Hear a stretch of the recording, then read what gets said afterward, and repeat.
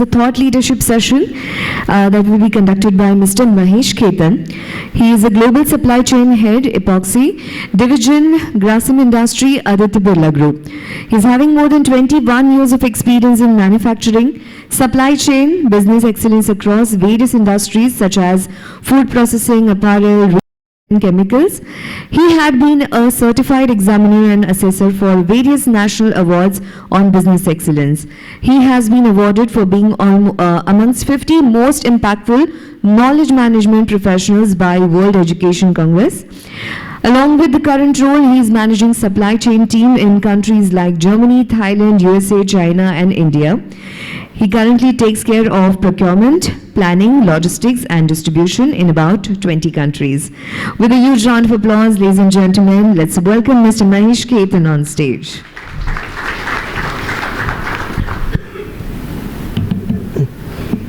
Good morning, and thank you for the nice introduction. Thanks Amit for setting the context that the quality of the input is very important, and actually my talk is entirely on how to improve the quality of the input in demand forecasting. So I'll be talking only about that. So I'm working with a business which is global in nature. We have manufacturing facilities in different countries, India, Thailand, Germany, and of course we sell our finished goods all over the world in about 40-50 countries. Supply chain, which I look after, basically takes care of in this business is demand planning and procurement of the raw material for all the manufacturing facilities, and then logistics and warehousing and distribution to all the customers. So it's pretty much largely affected by any kind of disruption happening in any country, anywhere in the world. So how do we keep keep ahead of, ourselves of our competitors using demand planning or being able to predict or forecast better than the competitors, and basically knowing that something is going to happen, some event, some disruption is going to happen earlier than anyone else knows. So maybe I would spend a couple of minutes on that. So we have been hearing that, the factors, the inputs which go into the demand forecasting exercise are pretty much important. So the kind of drivers or the external variables which we input in our demand forecasting process are dynamic. That's what we have experienced more in last 2.5 years during the pandemic, that how the external macroeconomic factors or the drivers which drive the demand change, and they change so frequently.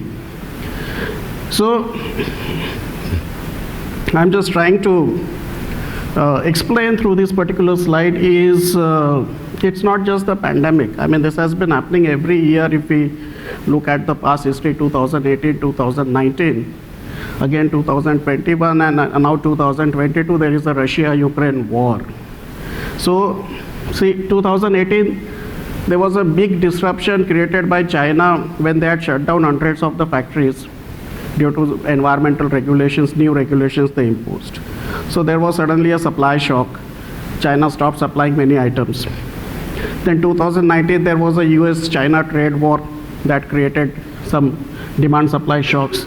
2020, we all know. 2021, again, energy crisis in Europe and dual control policy in China. And 2022 is Russia-Ukraine war. 2023, there will be something else. 2024, we have elections in India, then we have elections in USA. So something or the else will keep on happening every year. Now every year, as a demand planning professionals, if we say that this has happened, so what could I do? So the forecast has gone wrong drastically, and that has resulted into either loss of sales or high inventory, impacting cash flow, working capital. But that does not help our business, right? Year after year, for 5-6 years, if you're giving that this kind of reasons and not being able to deliver the results, then that does not help the business. So let us discuss what kind of inputs in addition to the traditional sales or the promotions which you are planning or something else, which are the traditional inputs, in addition to that, how do we improve the quality of the inputs, which in turn impact the quality of the demand forecasting? So, I mean, we have some people from chemicals industries, UPL, Asian Paints and all. I'm sure they must be tracking some indices related to chemicals. I mean, of course, there's a crude oil index, which is quite popular, but then if you go down the line in the carbon chain below crude oil, what oil products are produced, and from that at the third or fourth level, there are indices, regional and global indices which get published. So indices which are published, those are the early indicators of any disruption which is likely to happen. I mean, the index price of some commodity is suddenly falling or suddenly going up, you know that something is happening. So tracking the indices of your finished goods which you are producing and of your key raw material, that can help to some extent in your demand forecasting. Now again, you can improve that. Again, you can improve that by tracking the indices of the raw material of your raw material. So your raw material is X and it is produced by using Y. So you track the indices of Y. That gives you a better insight. Also, you track the indices of packing material. I mean, you know, steel index, for example. So if you're using metal drums for packing, or I mean, I'm sure steel is used in lots of packing. So if steel index is going up, you know something is happening, and then industries related to that will get impacted. Indices related to logistics. We have seen logistics disruption significantly in last 2.5 years. So one is getting the inputs, so subscribing to these indices, getting the data, and then feeding it into the system, in the IT system, machine learning or any kind of system, which will help you analyze the indices and give an output. So you will develop a kind of a expertise or a competency in your organization to use indices with some statistical analysis to provide an input to the demand forecasting. Next level is being able to influence these indices. So those who are tracking these indices, they know how these indices are published. You know, the publishers of these indices, they take inputs from some, you know, 5 to 6 sellers and 5 to 6 buyers, and based on their inputs, they decide the indices. So how do you influence the indices? How you get into the committee of the organizations which publish these indices? Okay, now indices is a basic thing, but that itself does not impact the demand and supply to a great extent. So the overall, say, price of the commodity does not get impacted too much by the indices. It's not as simple as crude oil index is this, oil will be sold at this price in the market. The index could be something else, and the actual price in the market when you go for buying could be totally different. And that is driven by the demand and supply gap. So how do you assess the demand and supply gap into the market? So you may have to, you know, look into all these factors, which whether any new capacities are getting added for any of the key raw material you are buying in any of the countries. So new capacity gets added, that means supply is going to go up, prices are going to fall. Reverse, some shutdowns are going to happen, whether it's planned or unplanned. Earlier, you know better, you would be able to input that information into your demand forecasting earlier than your competitors. You will be able to predict the demand earlier, and that will help, that will keep you ahead into the market as compared to your competitors. Planned shutdowns, those are declared, you know the dates. Some big large factories anywhere in the world undergoing shutdown, they have fixed it for the whole year, you know those. But unplanned shutdowns, the earlier you know the better, and that requires some kind of market intelligence. This is something which can do miracles to your accuracy of demand forecasting. So indices is a basic thing. Then the demand supply gap information as an input to the demand forecasting. Next one is the import-export data analysis. So import-export data tells you exactly what is happening into the market. Which organization, which company is buying the same raw material which you are purchasing, in how much quantity, at what price. So suppose your manufacturing facility is located in India and you are buying some, say, chemical commodity, and your competitor in India is also buying the same. Analyzing the import data of India will tell you at what price your competitor has bought it last month and whether the quantity has gone up or gone down. So that means where a competitor is building the inventory because the capacity is limited. This is the basic analysis of the import-export data for the country where your manufacturing facility is located. But that may not be enough. If you have to improve the quality of the data and keep ahead of the competition, you need to analyze the import-export data of the country where your vendors are located. So you are importing the raw material in India, but if that raw material is coming from Korea, how much of that material, in how much quantity Korea is exporting? To which countries? How much? Now suddenly you understand that Korea was exporting a huge quantity to China, and for last 2 months they have reduced the quantity and increased the quantity to US. So you know something is happening there in terms of demand and supply. So demand in USA has gone up, that means demand of your finished products is also likely to go up in USA. So that is the next level. Again, analyzing the import-export data of the countries where your competitors, global competitors are located. So competitors may not be only in India. Your, say, a key global competitor who competes within the global market is located in Germany. So analyzing the import-export data of Germany. Similarly, of the country where the maximum trade of that product happens. So you are selling, say, a very special grade of paint, and the maximum sale of that particular product happens in China.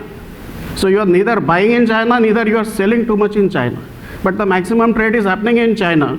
So analyzing the import-export data of China, I mean, getting that, first thing is to get the data. The second is put it as an input in the demand forecasting process. May give you how the overall global demand and supply is likely to shape up going forward in next couple of quarters. So this import-export data also gives you insights about the new contracts which are happening all over the world, particularly your competitors or your vendors getting into new contracts. So if you see a pattern where the same quantity at the same price is being exported from X country to Y country, you know your key vendor has entered into a new contract with someone else in that country.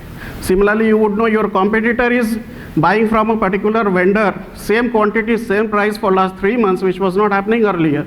Your competitor has entered into a new contract. And that helps you. This kind of competitive intelligence being inputted into the demand forecasting process can really do miracles. Of course, there is no alternative to face-to-face physical meetings with your vendors, with your business partners, with the people who publish the indices. The kind of inputs they can give those who are on the field into the market is invaluable, getting those inputs and inputting that in the demand forecasting. So this is just an example of how the logistics or the shipping disruption which had been happening for last 2.5 years, no vessel space available, no equipment. If this is inputted into the demand forecasting process, so how it can help. So I mean, today's scenario, China is almost shut. Almost 27 odd cities in China are under lockdown because of corona. Major ports in China are shut. Shanghai port is still shut, not operating. Huge congestion. Other major ports in China are shut, Ningbo and some other ports. So naturally nothing can move into China, nothing can move out of China. That is the situation today. This situation is not going to be permanent. It's going to change. It has to change quickly. So when it changes, the demand situation will change.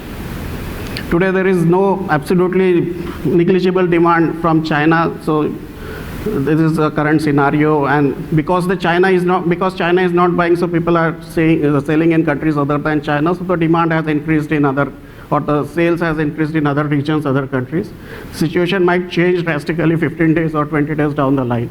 China opens up, suddenly the demand increases in China. So more factors, more inputs you factor into your demand forecasting process, more accurate will be your demand, and that keeps you ahead of the competition into the market. So to summarize this, I mean, if you have to put all this in a structured manner and build a process or a strategy across it, around it, that how do you, what factors you input into the demand forecasting process, and how do you make it as a culture, as a regular activity in your organization. So published reports, these are not cheap, trust me, they're very costly. I mean, the kind of import-export data and kind of indices we have just spoken about, if you have to subscribe to them, it will cost you crores of rupees every year. So putting that into your budget, making it as a culture in the organization that if we have to do business, we need these reports, and this has to be a part of annual P&B. That makes it a structured exercise. Second is the conferences, I mean, these kind of events and also the international events. More you attend, more market insights. So again, a budget, a structured budget, annual budget to attend for your team members, for your employees, the events and conferences, the important ones which are specific to your business particularly. And then the analytics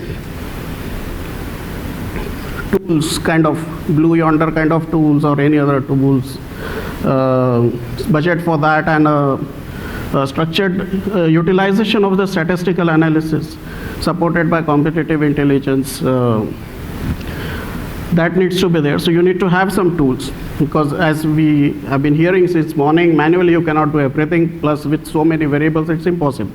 So you do need some tools. You have to realize that quickly. And earlier you implement the tools, maybe machine learning, may not be machine learning, whatever the level of advanced tools you need, but deploy those quickly. And then how do you make competitive intelligence as a kind of a culture in the organization where, you know, every team member, whether it's a procurement team member, whether it's a logistics team member, or whether it's a demand planning team member, they're doing this on a regular basis, so it has to be a part of your regular reviews. Import-export data analysis has to be part of your monthly reviews. Only then the culture will drill down into the organization and people would be doing it on a regular basis. Index analysis, global indices analysis has to be part of your monthly reviews. If the indices are published weekly, it has to be part of your weekly reviews. And quarterly and all, of course. So analytics has to be part of the regular reviews in the organization. So this is, you know, something which can be used to build a culture into the organization of improving the inputs and utilizing analytics and market intelligence as a regular activity into the organization. So that's it from my side. Happy to take any questions. Yes, please.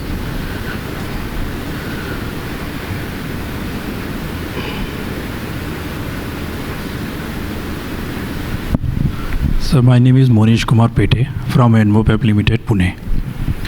Sorry, can you speak a little loudly? You're from? Yeah, Enmopep Limited, Pune. Okay. Is a material sustainable company making the paper and paper products through the agro waste. My question is, sir, sudden peak in demand during we find this in this pandemic. So how we can use these EXIM data and indices? Can you share your experience, please? Okay, I mean, there are lots of examples I can share, but I mean, the recent one which happened. So we used to buy one raw material from South Korea, major supplier, and you know, the companies from which we buy, they are ideally, they're so large companies that it's very difficult to extract any intelligence kind of information from them. I mean, those are much bigger than Aditya Birla Group, and even they're so big that they contribute significantly to the GDP of the country of South Korea. I mean, the kind of Samsung and LGs put together would be much bigger than Reliance, Tata, Birla all put together, and they contribute significantly to GDP. So these are the kind of vendors we are having all over the world. I mean, every country, you name it, Taiwan, Formosa plus Nanya, may contributing to almost 30% of the GDP of Taiwan. Similarly, Thailand, PTT, much larger than Reliance, and so these are the kind of vendors. So, I mean, even if we meet them regularly and we do have long-term contracts with them, but getting any market intelligence information is very difficult. So So you have to rely on exim data of those countries. So we started analyzing. So some of the data is available free for some countries, and some you have to buy. So fortunately for us, South Korea's exim data is available free. You just have to go on to the website of the customs of South Korea and you can download the entire data, import, export. So we were not doing it earlier, but we started doing it. We started analyzing the export, import data of South Korea for the products which we buy and for the products which we sell. So we realized that last few months, their export to China, which used to be significantly high, I mean the major part of the production they were selling into China, and that reduced significantly. Then we wanted to know if that is reduced, where are they selling? So we realized that they started selling to USA. And then we, through our US sales office, we tried to find out that what is happening in USA. How suddenly is the demand gone up? How suddenly USA is importing more from Korea instead of they were importing more from Europe. And that's when where we realized that something is going wrong. Some energy kind of a crisis is likely to happen in Europe. The supplies from Europe is likely to reduce. Something might happen in China. China to USA exports are likely to reduce, and Korea is something which now USA favors as a favorite nation to import. So we could take immediate actions, and we increased our exports to USA. We started building inventory there, and today the situation in USA is like it is very difficult to export anything in USA because of the logistics disruption. I mean, you can export from India or Thailand till the port, any port in USA, but from port to the final destination, the road transportation is not available, drivers are not available, and ports are getting congested. And with we having we had some new warehouses, we increased the inventory in USA. So we are reaping the benefits of selling at premium price in US. This is just one example. I mean, there are too many such things which happened in last couple of years. Yeah, hello, Mesa. Good morning. I'm Pramod Mishra from Usain Logistics. I'm the heading distribution and transportation. I have one generic question because demand is always fluctuating. Right? How will manage the supply chain, the demand fluctuation? Because demand is always fluctuating, our supply is the constant. So how will manage it? So it depends on the flexibility in your supply chain. I mean, if you have manufacturing locations and storage locations at different countries into the world, then you can decide. For example, we have, say, manufacturing locations in India, Thailand, and Germany. Say India and Thailand. So demand changes. Thailand, suppose, supplies to majorly to China, and India supplies to some countries. So the demand changes from China and it shifts to Europe. So we know that we can cater from India as well as we can cater from Thailand to Europe. So to some extent it can be managed with building flexibility in your supply chain. If not through different manufacturing locations, at least through different storage locations. And you may have to take decision quickly to build new storage locations. I mean, during the pandemic in 2020, when Corona was at the peak period, we set up a warehouse in Mexico, sitting here. I mean, no one could travel to Mexico. We signed a contract sitting here, a warehouse long-term contract. Yeah. And that helped us. So at least build storage locations and then partner with organizations like yourselves as third-party service providers who already have warehouse network all over the world, logistics network, and then, that brings flexibility into the supply chain. Okay. Okay, thank you. Thanks. Yes, please. Okay, we can take the last one. Can we have the mic, please? Hi, sir. Good morning. My name is Nihal from Saral. I just wanted to understand, in your slide you had given, different kinds of disruptions that took place, the pandemic being the most recent. There was energy crisis and, lots of other external factors. So you also said that we cannot give such, excuses every year to the management or to the directors. Right. So I would like to understand, like just now recently you said that there is still China is under lockdown, even Shanghai port has not yet opened. So I just would like to understand in this scenario, like we had the pandemic which was at a peak 2 years back. It opened up again, there were certain disruptions. Can you cite some examples for the recent lockdown that has taken place in China where, like there are a lot of problems to import from China, considering the ports not being open, space shortages, flights not being available, containers not being available. So can you give one small example of how you managed this situation? Yeah, sure. I mean, it's too much of getting into our internal business, but okay. So China, not all ports are under lockdown. Major ports are under lockdown. Yes. So what we did is we found some small ports in China which were operational. And we moved, I mean, of course, our raw material which has to come from China, it has to come from China. Overnight, you cannot change. So the material was ready with the manufacturer. Everything was ready. Our logistics service provider was ready to pick. The vessel was available, but it was not available at X port, it was available at Y ports. The port which is not frequently used in China, and the port which we have never used.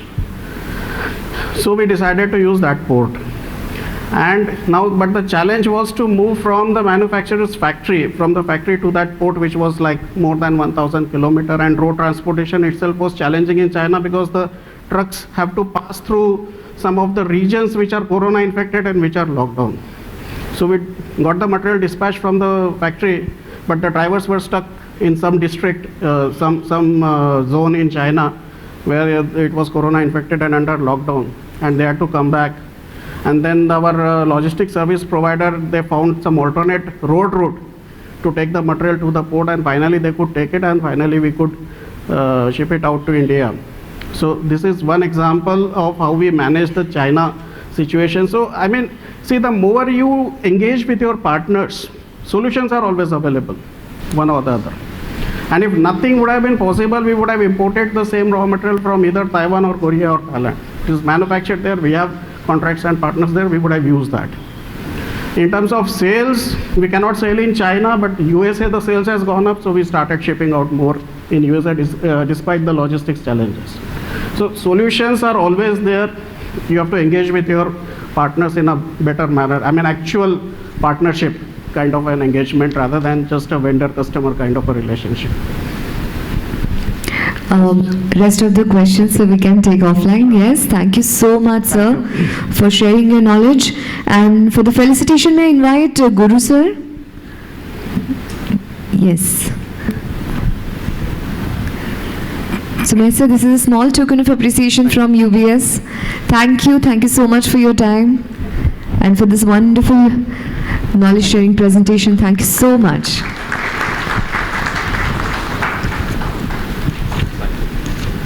Thank you so much.